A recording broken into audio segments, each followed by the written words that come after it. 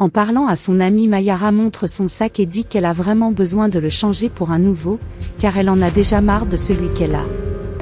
L'amie dit « Mais elle est si belle l'amie, es-tu sûre?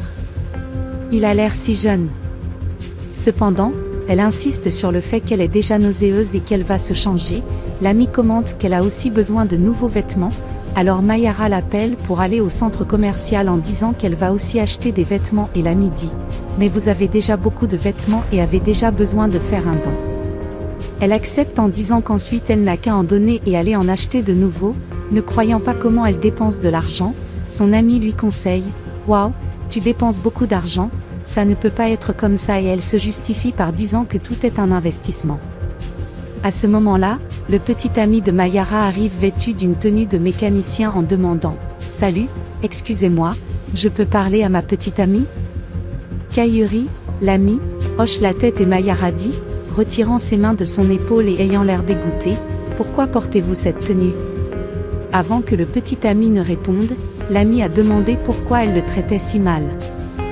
Le copain répond, « L'amour c'est parce que mon entreprise a fait faillite donc tu sais, dans les moments difficiles comme celui-ci il faut savoir se dépasser et puis je suis devenu mécanicien, je travaille dans l'atelier à côté. » Sans y croire, elle dit, « Qu'est-ce que tu veux dire par mécanicien ?»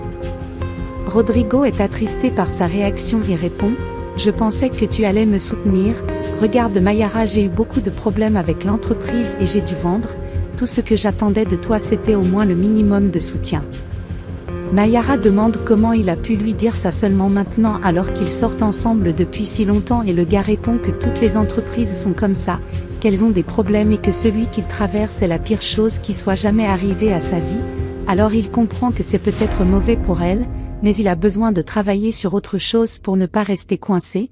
Elle demande s'il devait être mécanicien bientôt et s'il n'y avait pas autre chose de mieux pour lui faire. L'ami intervient alors et dit, « Ami, qu'est-ce qu'il a pour travailler comme mécanicien? C'est un travail comme un autre. » En entendant cela, Mayara dit que Kayuri ne le dit que parce qu'elle n'aura pas de sale petit ami mécanicien à la maison. Le garçon, toujours indigné par la réaction de sa petite amie, dit qu'il était sûr qu'elle comprendrait, en plus d'être mécanicien avait été son premier travail, il a donc compris et cela ne coûterait rien d'avoir le soutien de sa petite amie pour surmonter cette difficulté. Tant ensemble. Mayara le regarde alors qu'il s'en va et dit, « Regarde, Rodrigo, je suis fatiguée, pars. » Après le départ de Mayara, son ami va voir Rodrigo et lui dit, « Je suis désolée, elle ne doit pas passer une bonne journée, je pense qu'elle doit être très stressée, elle ne reste pas comme ça et tout ce dont tu as besoin, tu peux compter sur moi. » Lui, démontrant qu'il aimait son attitude, la remercie et dit qu'il sait que ces petites disputes font partie de la relation. Après avoir dit que Kayuri part et va rencontrer Mayara qui était assise dans l'aire de restauration, les deux commencent à parler et l'ami demande « Mais mon ami, pourquoi l'as-tu traité de cette façon ?»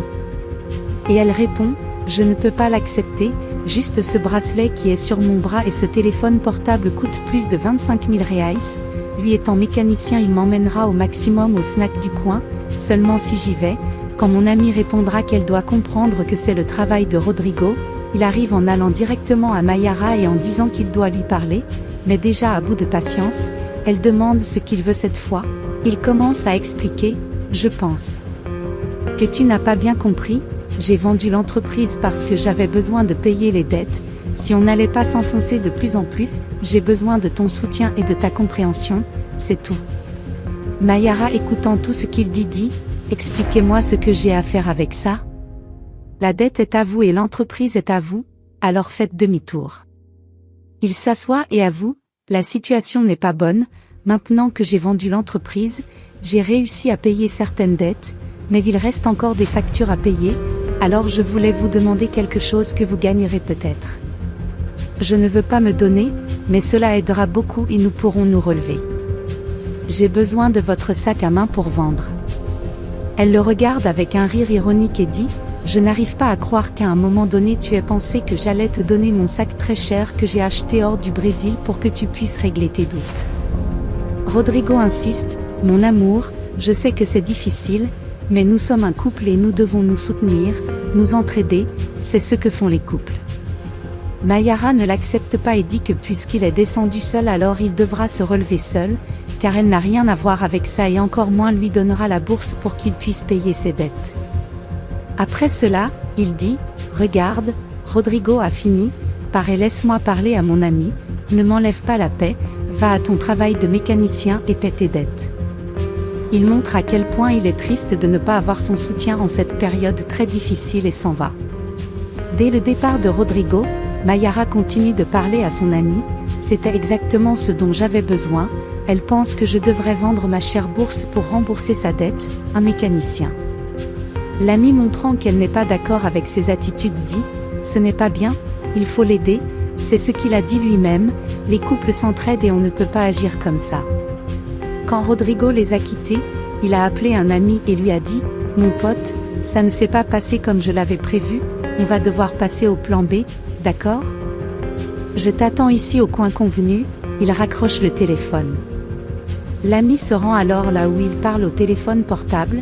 Quand Mayara le voit, elle dit à son ami « Regarde là, je pense que c'est Anderson, le secrétaire de Rodrigo, il est très beau. » Anderson va à leur table et demande « Mayara, c'est toi ?»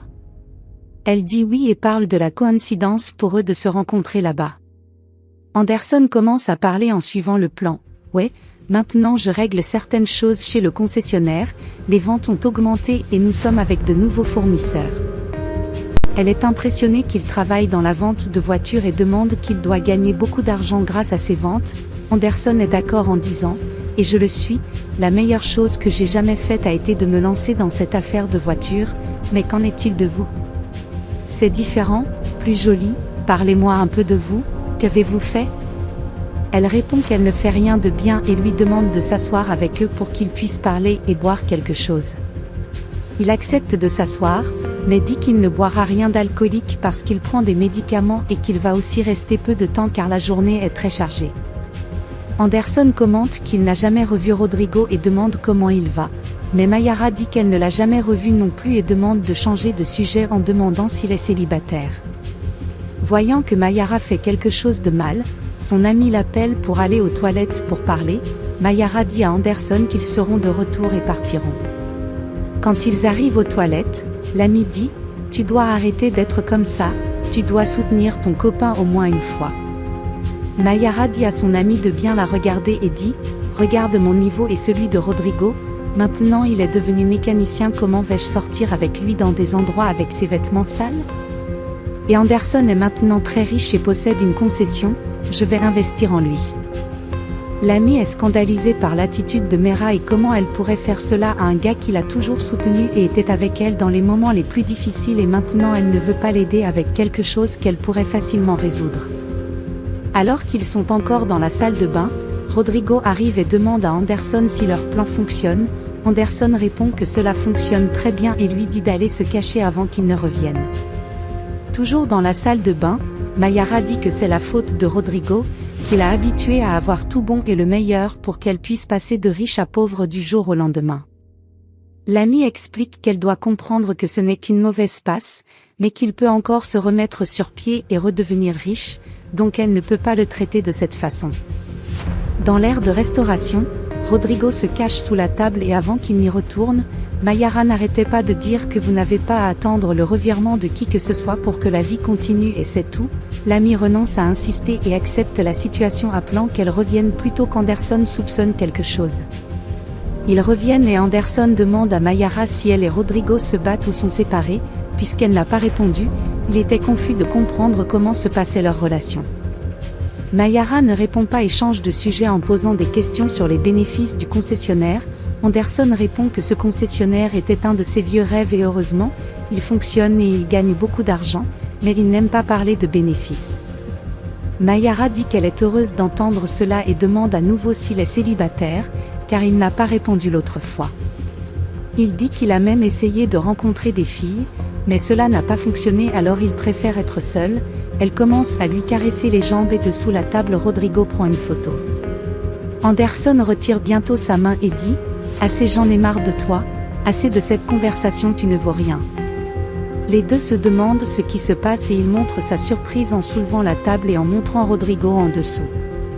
Rodrigo se lève et Mayara, effrayée, lui demande ce qu'il fait là.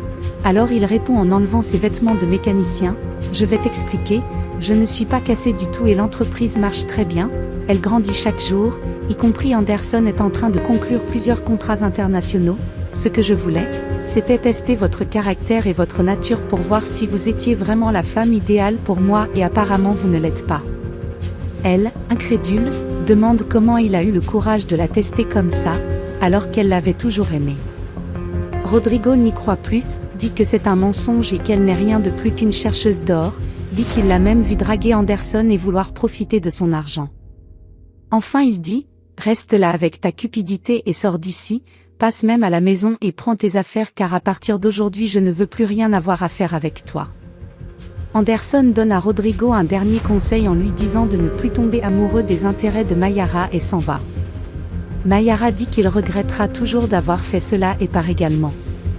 Seul Rodrigo dit à Kayuri, regarde Kayuri, j'ai vu que depuis le début tu m'as défendu, tu t'inquiétais pour moi et j'ai aussi remarqué que tu es une personne de caractère et de bons principes, accepterais-tu de sortir avec moi pour qu'on puisse avoir mieux se connaître?